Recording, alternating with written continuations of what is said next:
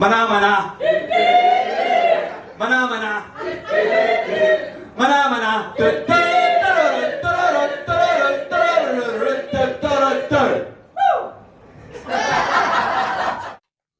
Mana mana. Mana mana. Mana mana.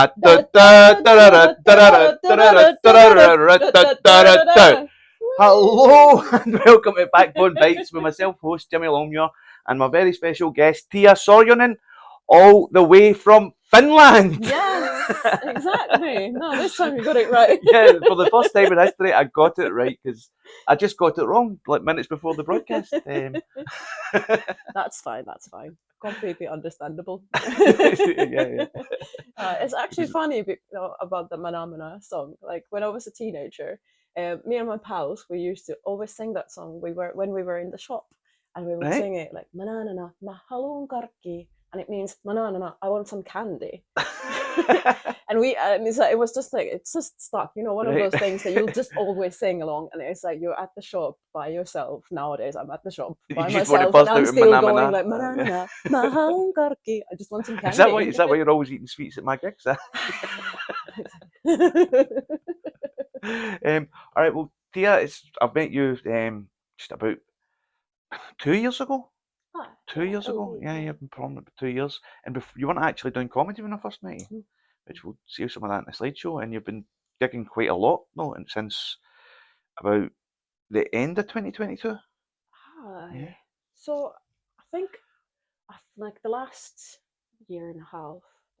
It's not that long. Year and 4 months now. Yeah. I feel like I've taken it quite slow because I'm at my 30th gig now. Is that all? Right, wow, I'm genuinely surprised by that. Because I've seen you a lot. Like I think I've been at 28 of them. You've done the Fringe, you've been down to Leicester for Women in Comedy, and you've done Women in Comedy at Manchester. So that's a good list of first 30 gigs. Yeah, you sure you're not being too selective? Quality, not you need quantity. to get down in the trenches with the horrible gigs for the rest of us. I'm getting there. Are you too good for some of the open mics yet? But no, it's always a pleasure having a lineup.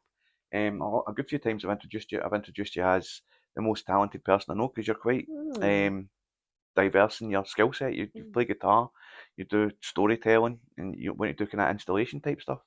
When I've seen you do that before, and I'm really interested in that, the kind of dream leading stuff that you do. And I'm really glad to have you here to chat about comedy and all the different stuff. And I just realised I wasn't backing that up, but it's okay, I am now. Like, well, so we'll miss all the bits where I complimented you, and all you'll hear in that is I'll be putting you down for the rest of that next hour, man. But so what have you got coming up just now, man? So for the comedy festival, I've got a couple of different things. I'm doing my own work in progress, and it's called Words. It's going to probably be forever a work in progress, or words in progress, because it's kind of like a concept that I have about language and identity and all these kind of things, and because words are not easy. I find myself like struggling with language. It's my second language anyways.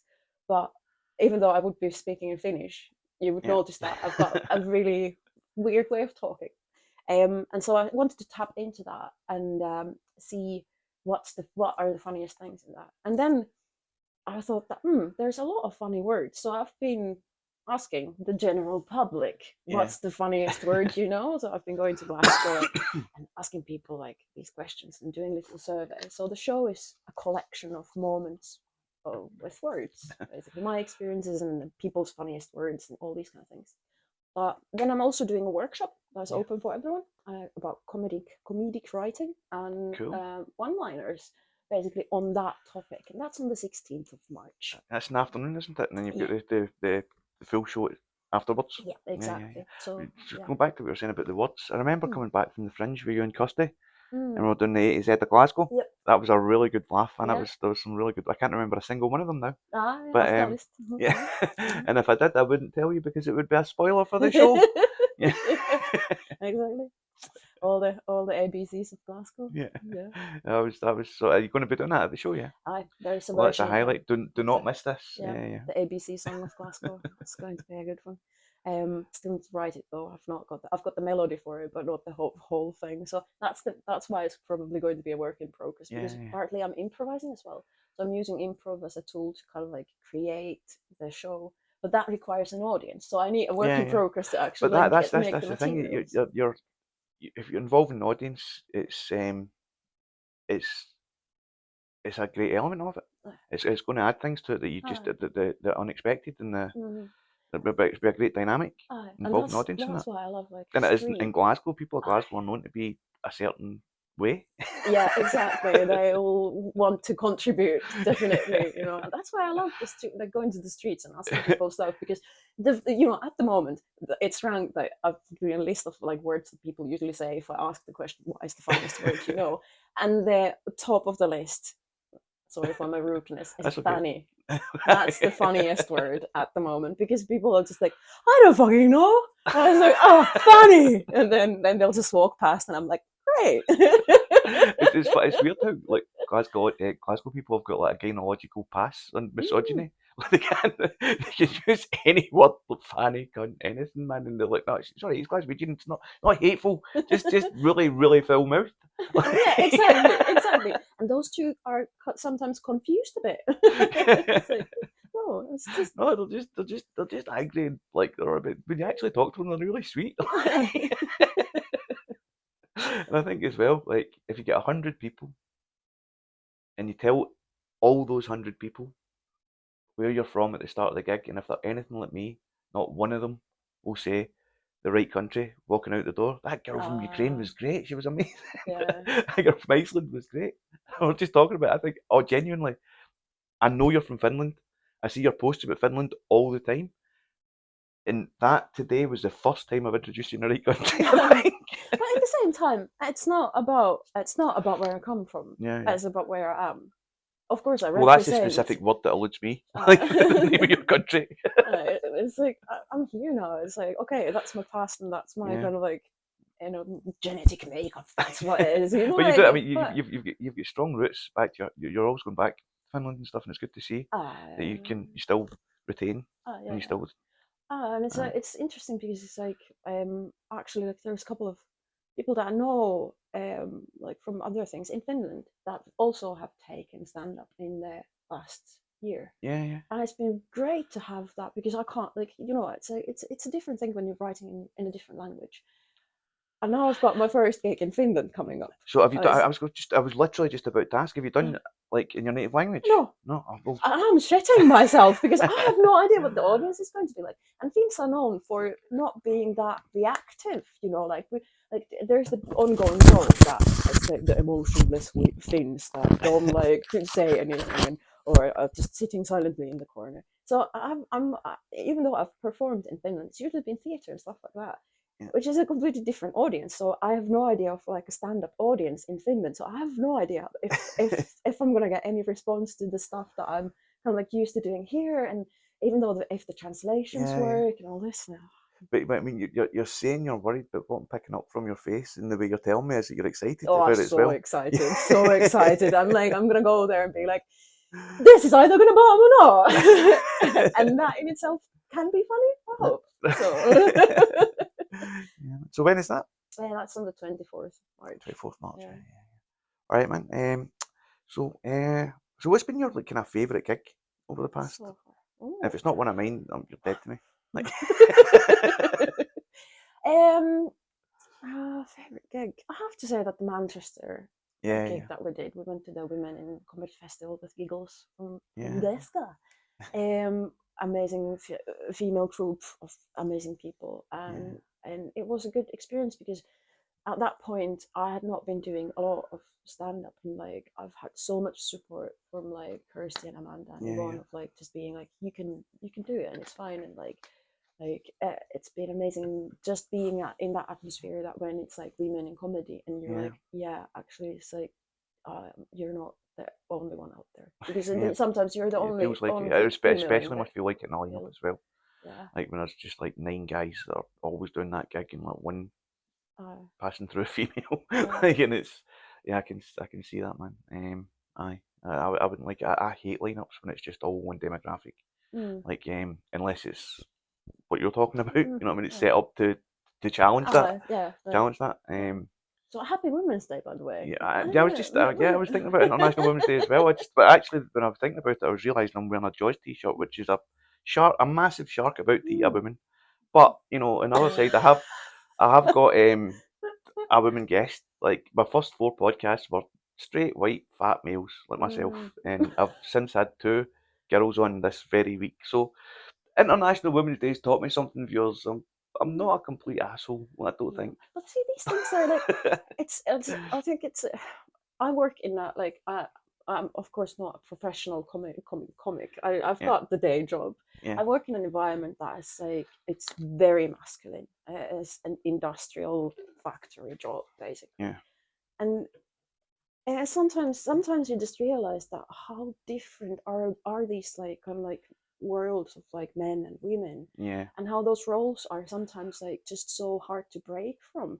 So I think it's like it's sometimes just like it's also that the men give hard time for themselves sometimes. Oh, we're not including people enough, because they like sometimes it feels like it's also that conversation, like how to start that conversation, that we want to like break through from that, and I'm blabbering about this. No, I get it. Just yesterday we had like a long conversation about our work environment and like being a femme in the workplace, and like in a really masculine workplace. So it's a lot to unpack in there. But I think ultimately for success and for healthy, thriving workplaces, creative environments, it's genderless. Really, you know, I mean, unless you're specifically addressing being a man and being a woman in your art or in your work, or if it's just like you're making guns or something, you know, like, it doesn't have to be all a certain way, you know. I don't know. We were watching Fargo season 5 last weekend, and it was like possibly the most woke message I've seen in a TV show since Watchmen, and it didn't annoy me. They'd done it well. It was all about kind of toxic masculinity and all of that, and the story was really engaging and it was really good, and I didn't feel preached to, and I thought, this is amazing. I would take time to explain the entire plot of Fargo season 5. I won't. Right, but I'll just recommend it. Yeah. Because sometimes it's annoying being hit over the head with a message at the expense of the storytelling and the art. But Fargo got it just right. It was excellent. And I don't know why I went down that avenue, but that's us reached about 10 minutes. Are you ready for your slideshow? Sure, let's see. This is going to be interesting. So here we are at the first gig I ever met you at, which was Arta Shell EO's open mic poetry night. Yeah, and you were there with Joe Dark, Twistettes, and Who Never Wakes. That was a fun wee night. Yeah, it was very different. A lot of different types of performers on, and yeah, it was cool, man. Yeah. So how did you end up there? So I kind of know, I've known Joel for a while, and I came back to Glasgow after the pandemic, and I was like, oh, I've been away for a while, and was like trying to reach out to do different things and kind of reconnect with Glasgow a bit. And we had gone to another open mic with Jo, and then she was doing the Arta one, and asked if I wanted to go. Has it changed for you? No, it's not changed. Is it going? It is going. Yeah, no, it's changed. Yeah, there we go. Yeah, man. You're doing poetry. Yeah, I think you had 2 different things. You were playing a guitar and you were doing poetry. Yeah. So I've got actually, like, I make music quite a lot, and at that point I still don't have too much like English songs, so I had made a translation of my lyrics and transformed it into poetry, and then I played one. That's right. I remember like now. Finnish song, like lyrics in Finnish. Yeah. That was kind of like say, and it was a good night. I enjoyed that. There was Kathy Stewart was on. Billy Watson was there. can't remember. And obviously Joe. Joe played Born on Blondes. I remember that. I really like that song a lot. And it was really good to hear. It was a really good version of it, man. And are you changing? No, I think I'm a bit. It makes a sound. I can hear your sound, and now it's nice sound. There you go. And there you are, your first ever comedy gig in the Blue Blaze. There you go. Yeah, those were such fun nights. It were always crazy, man. Yeah. Oh, I miss Noah. I miss Noah a lot, and Jordan as well, man. Jordan was great. Yeah. You can see Rob Rafe there. Jordan's Oh, there. nice. Ronnie's there. Yeah, Ronnie's there. I think it's Vidget as well. Who's back to us. And I think that might be Tamara sitting in front of Rob, but I don't know. I don't know. And a couple of people there who are too blurry and hidden to see. But no, it was a great wee room. I really enjoyed that. The gigs there, man. Yeah. How did you find your first comedy gig? I was so scared. And I was like, I've performed before, but it's different with comedy because it's just the microphone. Yeah. At least I feel like that it's not like a persona that I do. And it's like, oh, what I'm gonna get. And that's the same there gig. we go. God, that hair. I was just thinking of like changing my hair, but I like that. I can see a couple of these still got. I use watermarks. I always got to watermark my photos, and I always take something out of the picture. Always does, and I don't like watermarking them. People, you need to watermark for your copyright, blah blah. And I'm like, no, my art belongs to everyone. Yeah, that was a really fun. I didn't even recognise you. Like, comedy changed you in the first day. It's like Doctor Who style transformation. I didn't recognise you. I recognised you as a new comic. You know, oh yeah, I met you last year at Art Town. I was like, oh fuck yeah. No, it was actually interesting because I met Noah Rubido in an improv course. Right. So during the pandemic, I was quite like I have been doing a lot of creative stuff, and I had my own little creative space in Finland, my year-long like pop-up thing. Completely like, oh wow, that's the log lady. Well, I'm a Twin Peaks fan. I've got a Twin Peaks tattoo, so yeah, I'm down with that. The log lady, might be the log lady. Oh, I think I'm gonna revive that look. Yeah, it's Lincoln. Yeah. You're just coming out of winter. Give it another 6 months. But yeah, no, that was a good photo, man. I really enjoyed that. That was a really good night. I can't remember who was on that night. But we might actually have a cast photo next. So I don't know. Yeah. But yeah. But I came back here. What was I saying? I was saying something about the pandemic. Yeah, but we'll talk about that after the slideshow. Yeah. We'll get back to that. Yeah. I get too carried away. I'm like, blah, blah, blah, blah, blah, blah. Finally, my turn to speak. Strangely, I want to keep the focus on my photographs. Look at my art. Look how good I am at taking photographs. No, but that is a good photo. And I'm right, there is a cast photo, yeah. Neil Leafer, myself, Brian Kavanagh, Kirsty, Tiia, Stevie Coulter, Liam Dolan, Leo May, and James Grant. Yeah. That was a good night. That was a really good night. And I mean, I would have remembered all of these guys if I'd have had a moment, but obviously I didn't at the time. Yeah. No, I love gigging at Lincoln, man. It's just such a good wee room, and it's mine to do stuff. You know, it's always a pleasure to have people like yourself along and do stuff and try stuff out. No, man, it's excellent. I've got Neil is going to be doing Lincoln on the 31st. Kirsty's doing the 31st, and obviously you're selfishly going away back to Finland. I would have you on as well. And Liam Dolan's just done really well in his pavilion show as well. Liam was great that night. Yeah. He was really, really good. And we're moving again. Ooh. All right, I need to tell you, the rest of the slideshow is just a showcase for the Lincoln, and I'm going to sit and brag about my gig and whatnot. Go for it. But I always get great photos of you at the Lincoln. I always really enjoy them. They've got more animated as time went on as well. You'll see. Yeah. Yeah, man. I always get a great photo at Lincoln. Because you were singing along to what was it? You were singing Hadaway, what is Hadaway, love? yeah, what is love? Yeah, that was excellent, man. That's such a good photo. I still use that for advertising all the time. Like, I hate that photo. I do, because it's like, it's like, it's just like these kind of like some sort of like, sometimes you don't see yourself doing that kind of stuff ever. You just don't see yourself doing that kind of stuff. Yeah. You can see yourself in the mirror, but you don't see yourself mid-action, and then it's like, oh, do I actually look like that? But it's a good photo. I appreciate the photo. That's a good photo. That's Lincoln again, man. Maybe we'll get a photo from another gig. I'm trying to see who's there. I think that's March 2023. I think that's Rab Mulherin. Head I can see there, and a couple of audience members. We actually had audience that night, which was nice.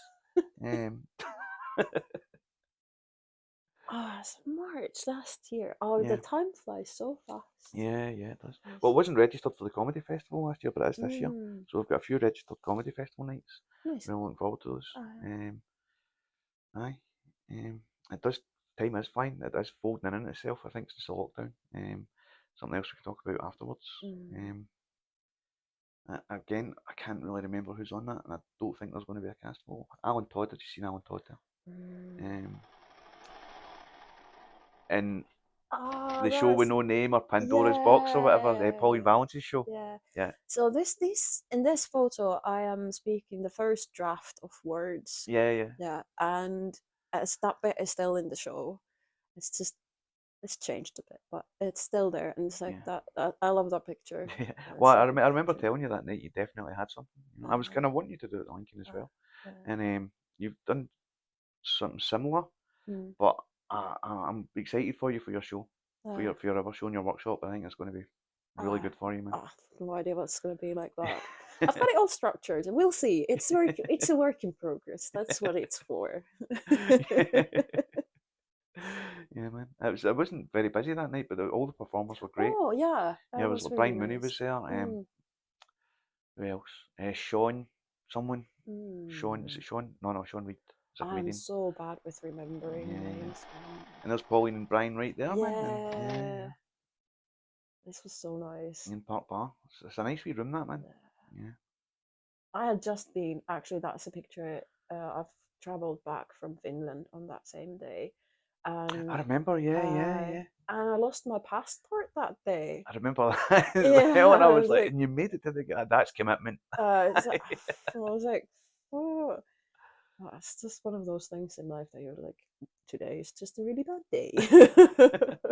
But that gig was so good. A strong performance, so good. And I was like so happy to be there. And it's like, I think those lights really helped with what you were doing as well. The lights in the background. Yeah. Definitely. Oh, maybe I'll use that. I think they might still be at the Park Bar if you want to jump in Saturday night and get some. I might know a guy and go.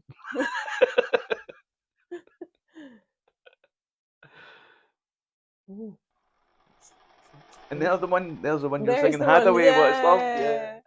It's like, see, because it's like, that's such a serious face. I never see my face like that. I look at it and I see abandon. I see abandon. I see it letting go and giving it your all, Yeah, man. Yeah. If I remember rightly, you actually took the photograph and done it about 4 times round. Yeah. And done a Facebook post to it. I did. I had a little bit of fun. I just see the abandon there, man. It's somebody genuinely having a lot of fun performing. No, I am quite physical, and that's, as you were saying, that it gets like more and more, and I can feel like in the last half a year, like that kind of like release that you can have with comedy when you get comfortable after a certain amount of gigs, and you can just be there and be like, this is either going to be really funny or then it's not going to work. And it's one of the nicest parts of comedy, I think. Yeah, totally, man. Yeah. And same gig. Oh, there you go. I can't remember this one. I don't think I've seen this.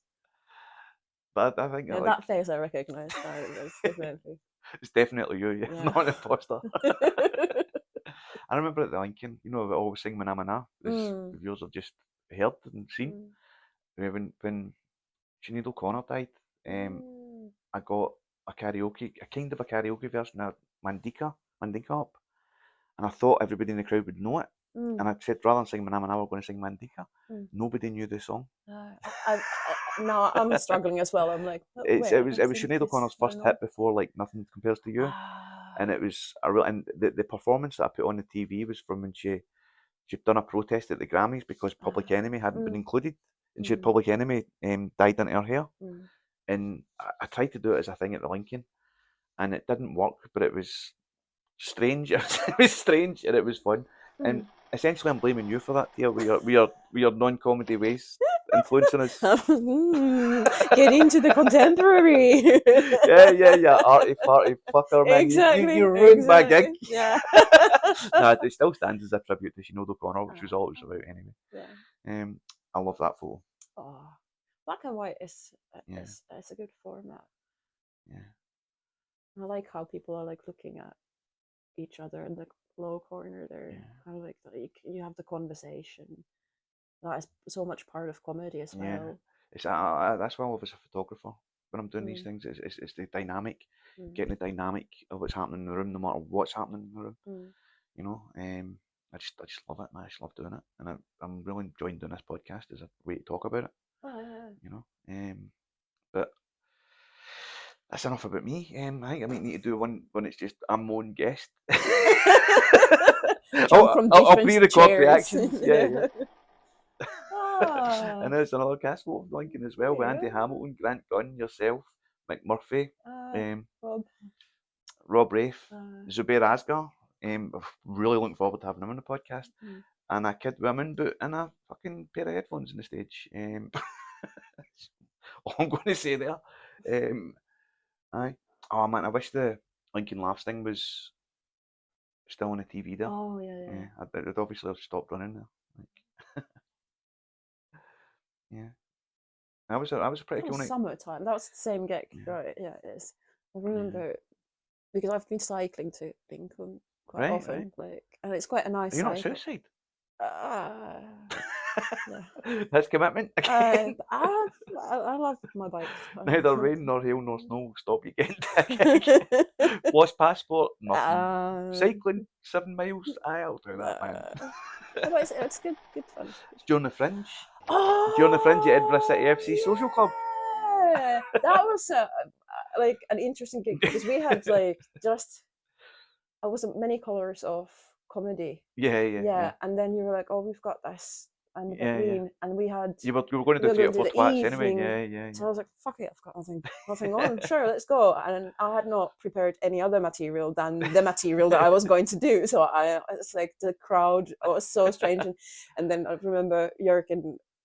Jürgen you had to follow Jürgen. I mean, that was so amazing. It was like an unscheduled break between you and Jürgen. Yeah. I was like, wow, that energy is so. It's like, wow, taken aback with it. That was so good. And then I'm on stage. I'm like, this is not probably gonna be a hit, but they're so nice in there. Anyway, they loved you. And that's later on the same night at at Bar Soba. That was really nice. Yeah. I really like that. Yeah. We had the Giggles gig in Bar Soba in the morning, so my day was like a loop. So I started in Bar Soba. That's a proper full Fringe day. Yeah, it was a good day. And it's like it was good fun. Oh, that's a nice photo. Yeah. I really like that room. It's such a shame Bar Soba shut down. Oh, did they? Yeah. Oh, I've not heard. I had a gig booked for October, and it got cancelled. So really, I'm the victim now. Several people lost their jobs, several £1,000s down the drain, and all that matters is my lost gig. No, it's a shame. They were really nice people. The owners were really nice, and I hope they get something back up again. But they've still got places in Leeds and Glasgow. Oh. Yeah. But I think he actually played the guitar there, but because the last photo had been with your guitar, I just gave one without guitar. Yeah. But there you are with the guitar again, and the crowd. That was a good crowd. Yeah. The room was so nice, and the layout at the back, the green room area and all, and the stairs and the wee bar. It was an excellent room, man. Yeah. And that you can get exactly there's 2 entrances like behind. Yeah. It works really well. You had a really late slot. It's got a really late slot this year as well. I'm back in got to Mafia at 11:30. Yeah. I think that works for 3 out of 4 tracks. Yeah. I think it works for it, man. We pretty much filled the room most nights, and the least we had in was 12, which is pretty fucking good for a Fringe show. So I'm hoping we'll get the same this year. But 11:30, so it means a lot of megabus. That's a late. To be honest with you, but I don't mind the public transport late because I can work. I can edit photos. Because I missed out on a lot of photo editing this year. And there you are again, pretty much the exact same, except in portrait rather than landscape. It's like I really love getting photos in that room. And I love working with Laughing Horse and the Free Festival and that. I'm looking forward to having Alex Petty on actually in April on the podcast, because there's a lot of shows over the past few years to cover there. But yeah, man, Fringe is excellent. You only went a couple of days, didn't you? I did only that one day. Only one day? Only one day. You've fit in a lot in the one day. 5 gigs in one day. I was like, efficiency. Well, hopefully you'll get more this year. Because everybody, that's a good way to introduce yourself to the Fringe. 1 or 2 days, and then the next year, 10 days or whatever, and then the following year, you're there from July to fucking September. Yeah, looking forward to that. I would not be surprised to hear there's still a couple of performers there just now, possibly watching Oppenheimer. Oh yeah.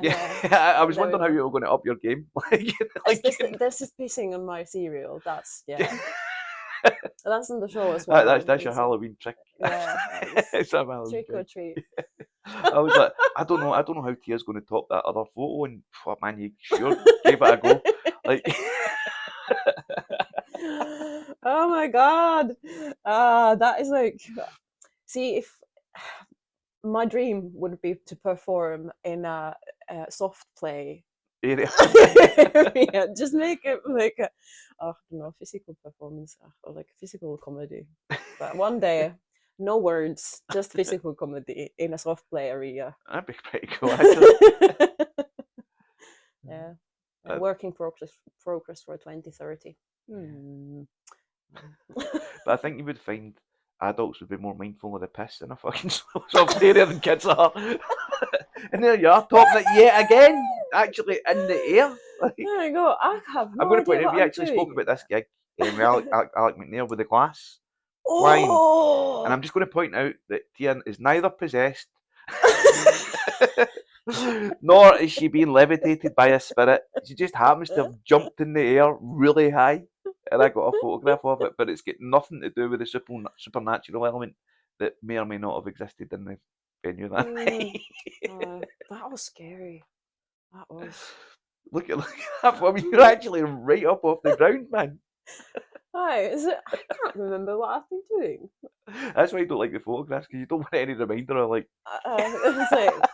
I just turn my off whilst I'm 5 minutes out, 10 minutes. It's great to see that commitment and that abandon. You know, that's cool. That's what we do for.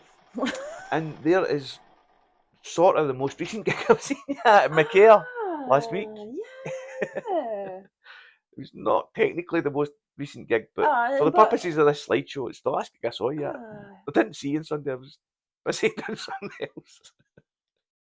Yeah, that's Mark Bench, he calls himself, for the gigs gig. That was a really nice wee night, man. That was a great room. Super nice.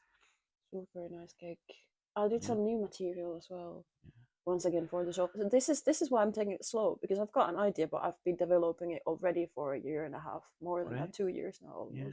So it's the slowest process that you can ever have, and that's why I don't feel like I'm a comedian in that sense, because I do have those roots in like something else. But that's the magic. That's the magic right there. It doesn't all need to be people that have studied up Billy Connolly and Richard Pryor. It's all about performance and what you can bring to the night, and you bring something different. It's always a pleasure to watch. There's Mark watching you right now, and for some reason a Photoshop Express watermark on my fucking photograph, which that's a really good. But see, like, you've progressed as a photographer as well. This is like 2 years. It's like you can see the kind of like difference in how you're looking. Well, I think the first night I photographed you, it was strange lighting. It was very strange lighting. I wasn't very used to it, and I didn't I wasn't entirely happy with a lot of photographs, but I think these days I'm more attuned to what to do in different lighting conditions. But yeah, I like that photograph. You can see Mark head against the wall. Yeah, exactly. I think I actually might have another one as well where you can see me with the camera, Mark and you. And to see the frame like on the end of the frame, you know, and that. But I've got another one where I'm in the mirror with the camera. There you go, layers. I'll show you that in the next podcast when you come back for season 2. I'll need to see like. Yeah, and there you are, looking up, slightly nonplussed by my comedic stylings. Yeah, see, I was sitting like kind of like in an angle that I was like this all the time, and I was like, "Oh, my back is hurting so much that I've got to like be like this sometimes." Well, and like Callum Hunter, that you can see there, just to the left of you, he wanted to sit right there at the other end of the table, and I had to move him. I was like, no, I was sitting there. We need to go to the other side, otherwise we're going to really be like, straining our necks trying to see the show. But that's actually the end of the slideshow. And I thought, what better way to end it than with a picture of myself? Of course. That's a good picture. Yeah, man, I really like that, man. I've actually not said Eastern Mark, I'll need to do it. So that was interesting to see that. Yeah, like, cool. The arc. Looking back. Wow. Yeah. That's really nice. Thanks so much. Like, that's all right, man. It's a pleasure. That. It's strange what sometimes you kind of need those reminders of like, oh, you actually have done stuff, because you get swamped in your head thinking that, oh, I'm not doing enough. Yeah. And then when you look back, you're like, oh, I've done a lot. So thanks for that reminder. Yeah. There's Bobby Fischer, the chess player. Do you know who I mean? Do you ever quote where he said like when he won the World Championships in like 1962, and he was obviously already starting to suffer from mental health, and somebody asked him in a way like, so you've won the World Championship now, what are you going to do? And he's like, do you know something? I think I probably need to play a bit more chess. Right, Bobby, right? Like, A, you're already the world champion, and B, it's not good for you. And that's what any creative endeavour's like, I think, or like competitive endeavour. It's like you just do more. See, it's not until there's some kind of accumulation or review of all that you really appreciate where you are. You know. And we strive for making things better all the time for ourselves. I think that's a creative thing as well, like that. Is that you've got an idea that you want to kind of like put out there, and it's just not right. Just try it, and you just like you try again. You do it in different forms, and it's a constant kind of like trial and error. And so it's hard to. But that's what keeps it interesting. That's the beauty of it, man. And that's a perfect place to wrap up, and then we'll get into the last section. So, thank you, Tiia. So, we've looked at the past. Let's talk about the future. What does it hold for me? What does it hold for you? Que sera, sera. What is the future? What's Jink's going to be next? The next arc in your creative life. So I'm just, I think I was just letting you in on the idea of the soft playground. So that's no, it's not. Next, of course, Glasgow International Comedy Festival. There's a lot of things coming up. As I said, I've got the work in progress, I've got the workshop, but also we're doing a lot of work with Giggles from Glesga that has been mentioned, and we've got a show on the 29th. Which is very exciting. It's at the Tenants Left Lounge. I'm also doing a gig in the Britannica Panopticon with Step It Right Up, which I'm super excited because Panopticon is such an iconic venue. So have you not been up to Panopticon before, no? I've been there like 3 years ago, the last time, or something like that. It's like ages ago that I went there last time, and it's like, I like But have you performed there? No. Oh, it's such a unique feeling standing up on that stage. Yeah. Oh, looking forward to that so much. That's on the 22nd of March. So come on, everyone, come to the Panopticon and Tenants Left Alone. So that's those two, and then I'm doing trigger warnings on the 20th of March in McCool's. Tickets £7, £5 concessions. At 8:30. Buy a ticket. Actually, tickets are going pretty well for the first one just now, and the way trigger warnings has worked before, although it was 2 nights running the past couple of years, it's the first night's led on to ticket sales for the second night. So hopefully that's spread over a week, couple of weeks, it'll work the same. I'm equal parts terrified and excited about the Glasgow Comedy Festival, but I've kind of covered that at least 6 times in the podcast now, so I'm going to not say much more about move on to other things. No, other than buy the tickets that I've just mentioned, or I'll mention them again. Like actually, just after your Giggles from Glesga, Kirsty's going to be doing Theatre for Twats at 8:30 in Max's basement. So what I'm saying is, if you're going to choose between a gig that night, I'm going to be magnanimous and say go to Giggles from Glesga. Yeah, come to Giggles from Glesga. It's a good gig, especially on today on like Women's Day. Yeah, I feel like let's do it. Let's get a good gig going on because it is a nice warm-hearted laugh for everyone. We're all very different in our styles in a way, and so it's a nice combination. Well, I like looking at the makeup of Giggles from Glasgow because when I look at the lineup, I remember the nights at the Lincoln where you performed together, where you first met Kirsty a couple of years ago, and you know what I mean. So it's I'm not taking any credit for it, but I'm also saying it wouldn't exist without Lincoln Laughs. Exactly. That's what it is. I'm just a man taking credit for a woman's work on International Women's Day. What's wrong with that? You know what I mean? Well, at least you know it yourself.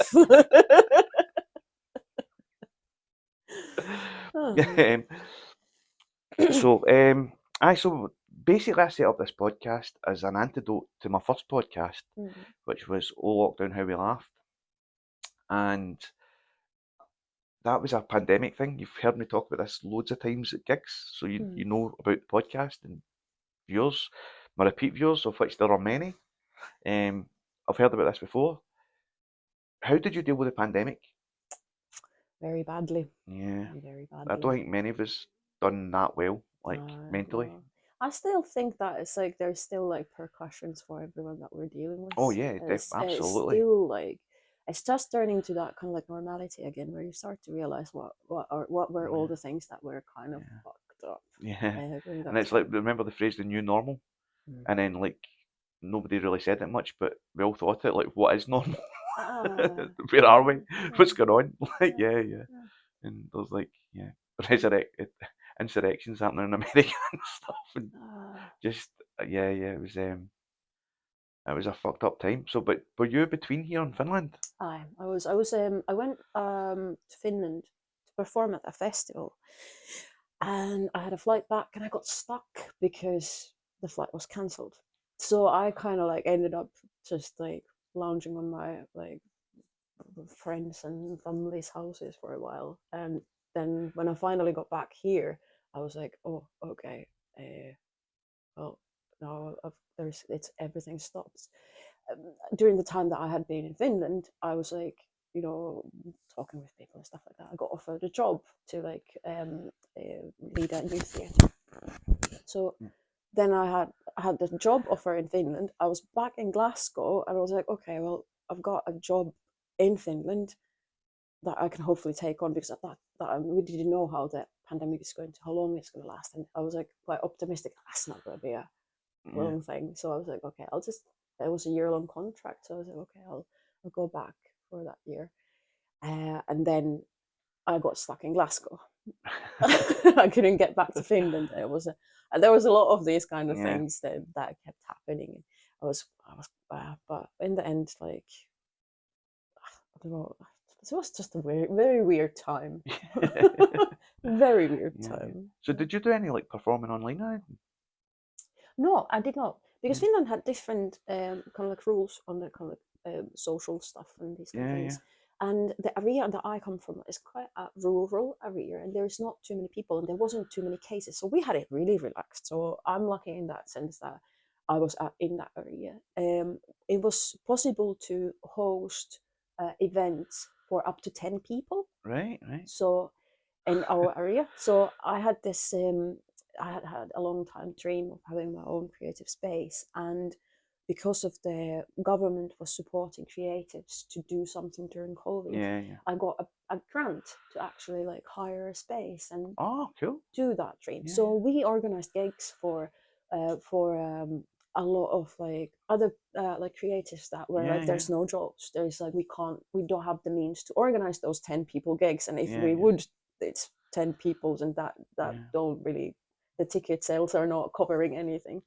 So we were kind of like offering these opportunities during that time, and that kind of like added to the fucked upness of it. Because I'm there like, okay, we've got this money, I can like be able to like help people to like have access to support, basically. And I think even a small amount of people, I mean, regulations and stuff were horrific, but even a small amount of people, the act of doing it was counted. You know, the act of doing it counted. And also had a thought there about like, if not for the first time, with the pandemic restrictions, and it's like up to 25 people, and you can imagine some open mic promoters out there going, "Do you think we'll get that many?" 25's a lot. I mean, 5 times more than my busiest gig. I was like, it was so weird. And then like all the jazz with the hand sanitizers and the PPE and all that stuff. I mean, when all stuff's coming out to this day with Michelle Moan and stuff about the PPA contracts and what was going on in the houses of power, you know, you're just the abuses of our trust and our leaders were just rudderless, you know. It's like when people talk about conspiracy theories and anti-vax stuff and all that, there obviously is a lot that we are unaware of, will never be aware of. There's obviously a lot of corruption and stuff, but the idea that this is like some big plan by the billionaires to control us and turn us into fucking zombies is kind of ridiculous, faced next to the truths of it, you know? So I don't really know what to think about it all. It's like, it sometimes scares me how little we know about what's going on, and then I'll turn off a bit and do something weird and wonderful just to like be delightful for myself in that moment, because that's what I can do. I can't fix the problems that are there. So I think the pandemic has highlighted that quite a lot, that it's like you kind of have to just keep care of yourself and just keep going, and just appreciate what is good around you. Yeah, exactly. Yeah, man. And that's a very good thought, man. And so like, you're in a relationship with somebody that none of us have seen, Robbie. Yeah. Does he not want to ever come to your gigs? No. Or do you not want him at your gigs? So I've asked him to come to my gigs, but we've got an agreement that we both have our own things. So he's like being like, okay, that's probably more of your thing.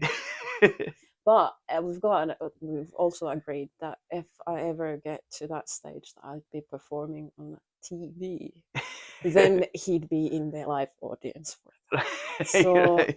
So if anyone there listening has any connections, please help me get my boyfriend in the audience. Well, on the other side of that, Lorraine comes to quite a lot of my gigs, and she's heartily fucking sick of my puppets.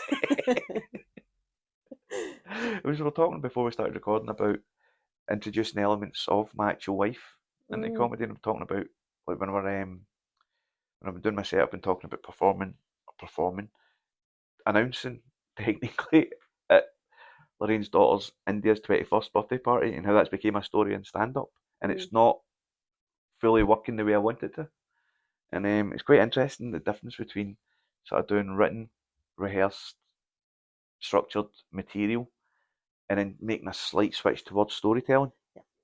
I'm struggling with it just now, but I really want to talk about my life as it is, and I'm not quite managing it, because I know there's material there, you know, and I just need to get it fixed right. I might turn up to your fucking word storytelling. It's all about one-liners. Do come. See, like I've studied theatre, and dramaturgy was like one of the courses that we did, and our teacher always said that if you've got something personal that you want to express in your writing, leave it 4 years. Then you're far enough. Because if it's too close, you can't see all the things that it could be, all the little things that it could become. And when you've got distance to it, that time will kind of like show what it actually was and show how it worked, what has worked. So I've always kept that really close to my heart, because I like speaking about my life on stage as well, you know. But in the same time, I'm really sensitive, and I can't express myself sometimes if I'm talking about my personal stuff. I'll start crying. Honestly, that will happen. So I have to go step back a bit, and then maybe talk about not so recent stuff, but a bit older stuff. I found that really helpful. Yeah, because I think I obviously talked a bit about toxic relationships and stuff in my comedy, and I want to delve more into the comfort and safety of my relationship in the past 4 years, and the laughs that I have all the time with my partner. But I've been stuck in this rut where I've been talking about toxic relationships in my set in order for a silly bit, and I just want to, I don't know, I want more out of real life, you know. And I think I can see a point where the photography and the comedy and the promotion all come together in a different way, you know. I think we're all evolving. Just go back to what we were talking about. We're all evolving, and it's good. It's good to see, and I hope to see a lot more of you. Maybe by this time, 2 years' time, you'll have done 60 gigs. Yeah, hopefully. But by the rate I'm going this year, it might be even 120. Whoa, let's go. Have you got plans for the Fringe? Yeah. But it's I'm also doing some creative assistance on a contemporary piece, so so it might be that I'm there in that capacity. Right. But it's also because I do have a day job, so I only have like 3 days a week that I could do it. So it kind of restricts things a bit. But all right, well, I'm looking forward to seeing what develops from that, man. And I'll see you at Glasgow Comedy Festival for sure, and hopefully see you at the Fringe as well. And it's been an absolute pleasure to have you on. Thank you so much for inviting me. And see you hopefully for season 2 with another 23 photographs. Woo! Cheers. Mana mana do do do do do. Mana mana do do do do. Mana mana do do do do do do do do do do do do.